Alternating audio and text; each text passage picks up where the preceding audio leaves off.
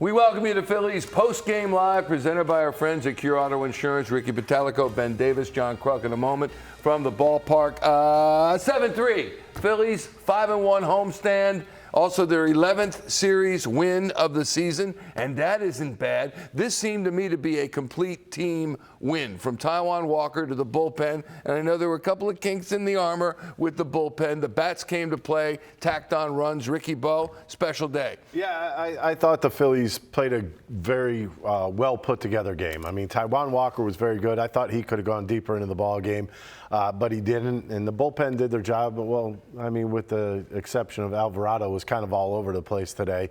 You probably won't see him in tomorrow's game, so they had to get him in there and pitch 2 days in a row. But you know what? Some clutch hitting.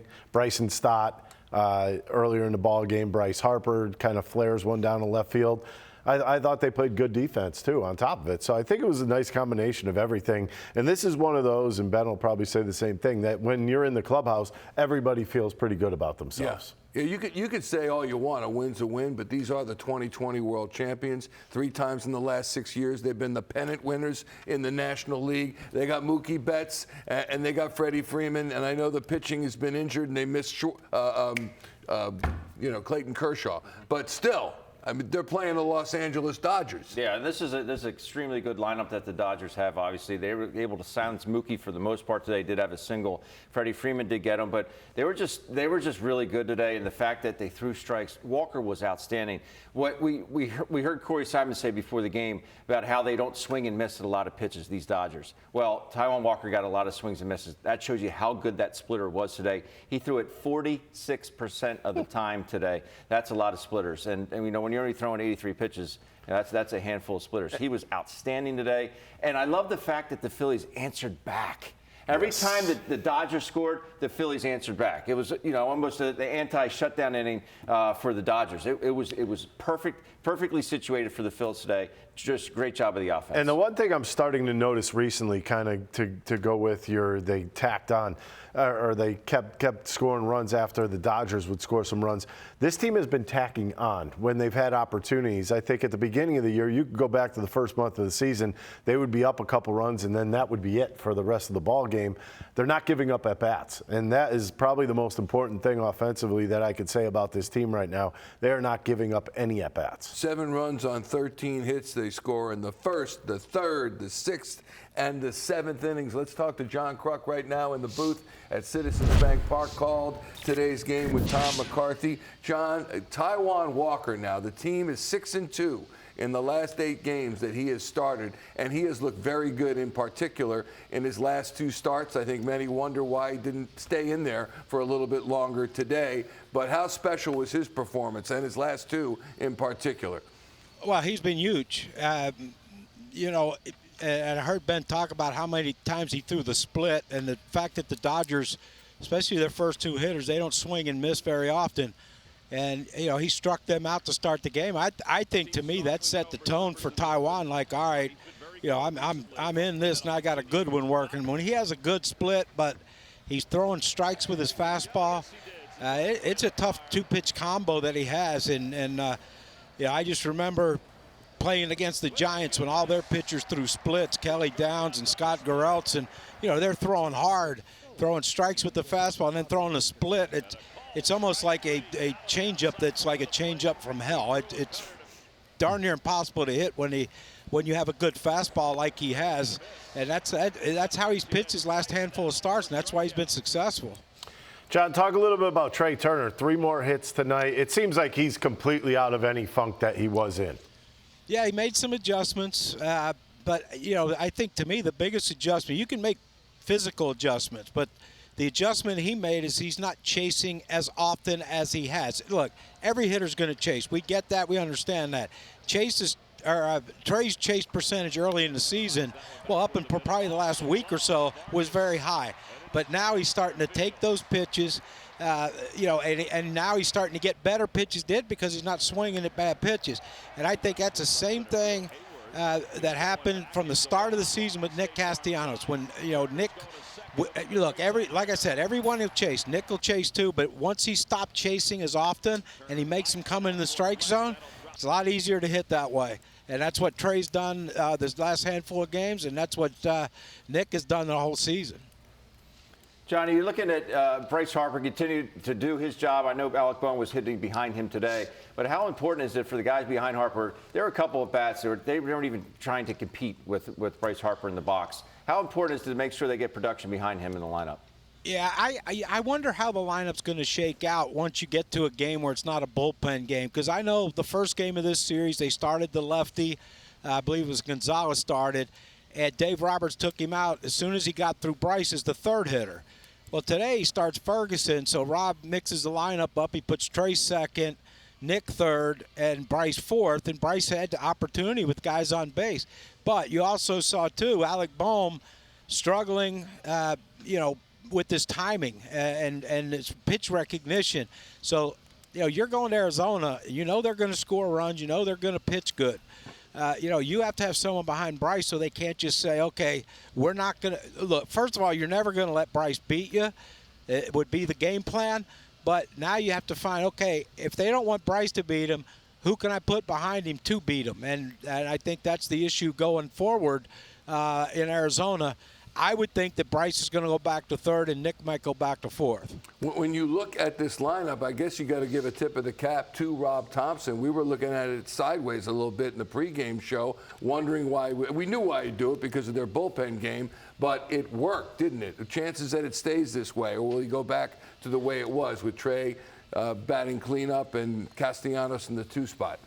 Yeah, I think that, from what we've heard, that this could be Kyle leading off and Trey hitting second, and then mix and match, I guess, with Nick and Bryce. But I think if it's a right-handed pitcher, I think you have to hit Bryce third and protect him with Nick hitting behind him because, look, Nick's hitting everyone. And, when you have that working for you, then you can put him behind Bryce against anyone, really. But it mixes up your right-left stuff for Rob Thomson, and it makes it tough on the opposing manager to say, okay, what do we do now? Do we bring in a lefty for Bryce, or do we have to, keep a righty in there to hope to get through Bryce because Nick's hitting so well? John, does this mark any kind of a turnaround in your view? I mean, they've won 7 out of 8, 5-1 homestand. This is not Detroit. No disrespect, as Bryce Harper would say to the Tigers. This is the Los Angeles Dodgers, and now they're 5-1 on this homestand, and they're 1 game below 500. Yeah, I think if this doesn't jumpstart them to going on a bigger run than what they have been on, because you have to remember what the Dodgers did to the Phillies when the Phillies went out in Los Angeles. It wasn't pretty at all. It might have been some of the worst baseball you've ever seen from the Phillies. But they come here, they win 2 out of 3. Yes, I don't give a darn about, I almost said a bad word. I don't give a darn if it was 2 bullpen games. No. But I don't care if it was a bullpen game for the Phillies to get their 2 wins and to win this series against the Dodgers. They're getting on that plane thinking, okay, we just beat the mighty Dodgers 2 out of 3 after they crushed us out in Los Angeles.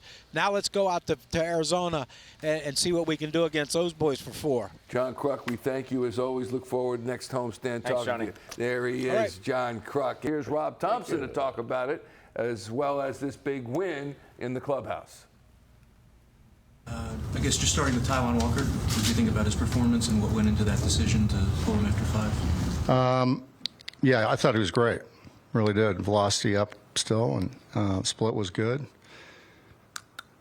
The reason it was 3rd time through, pitch count was in the 80s, and we were at Freeman, so want to put a lefty on him, not give him any momentum. But Taijuan was great. He didn't want to come out. He's a competitor. He wasn't happy about coming out, but that's what makes him great. Really does. I was going to ask you about that conversation. You could tell he wasn't pleased. Yeah. I mean, what was it like? And that's okay. Yeah. Oh, I just said that's it. We're going to go to the bullpen, and he just asked why. So, it's all good. Is it harder to make that decision with your bullpen day situation right now? Well, all those guys should be available tomorrow, so we should be okay. Colorado too? Yes, he should be. We'll see when he comes in tomorrow. He threw a lot of pitches. Someone's probably had, the bullpen's been really good really since the middle of April. Can you speak to how kind of they've been functioning as a group for the past really 2 months? Just they've been great, every one of them. We got power guys. We got, a guy like Vasquez who just fills it up and throws sliders and gets right-handed, left-handed hitters out. Got Marte now that's throwing strikes with bowling ball sinker and really good slider. They're all really good. They're pitching well. Starting tomorrow? Strong. Yeah.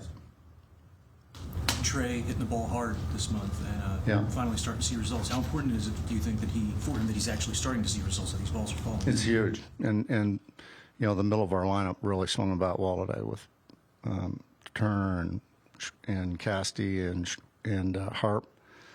And we outlasted all their left-handed pitching and finally added on there towards the end.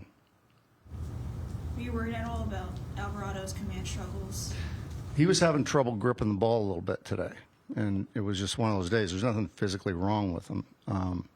He was just having trouble with the feel of the ball. It had nothing to do with his delivery or his mechanics? I don't think so, no. I feel like you guys have found kind of an identity, kind of a stride. Guys kind of being comfortable where they are, doing what they're doing.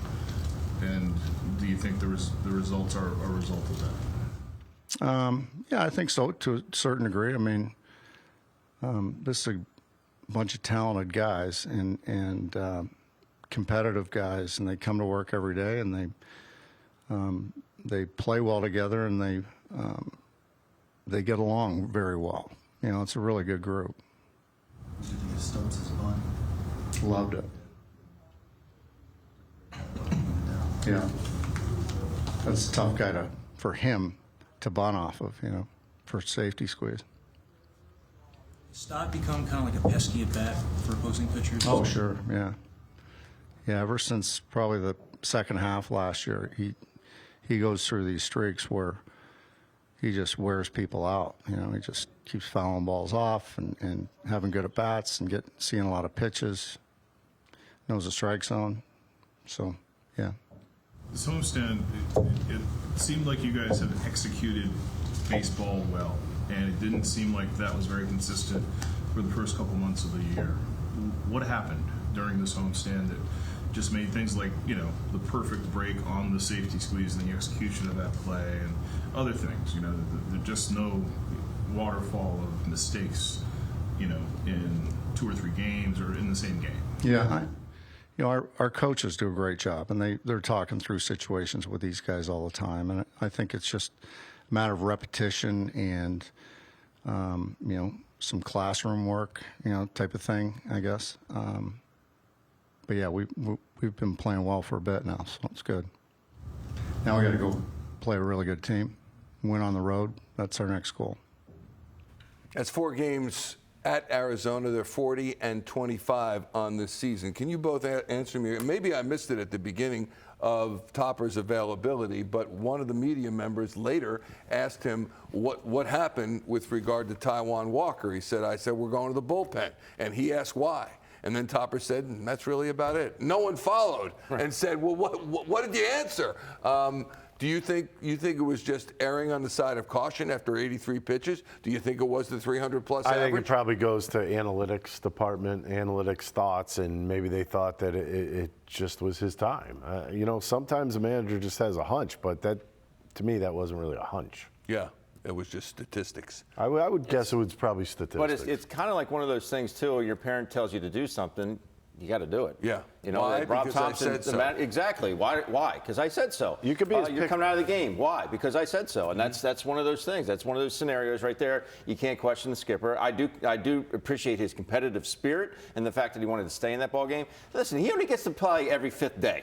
Okay, right. So I want to stay out there as long as possible. That's the way he felt today, but the skipper said no. But also, it would seem to represent, if a pitcher comes out and he's tired, and you don't see that in the dugout. He was pitching pretty well. He wasn't tired. Which is a good sign. He wasn't tired at that point. He was actually kind of cruising at that point, and I think that's the way his thought process was, well, I'm throwing the ball good. Why am I coming out of this game right now? I look up, I only have 83 pitches. Why? Yeah. I mean, I would ask the same questions. Bottom line, good move for the team, good move by Rob Thomson. Taijuan Walker pitches great. Some issues with the bullpen, but not too many. And the bats came to play.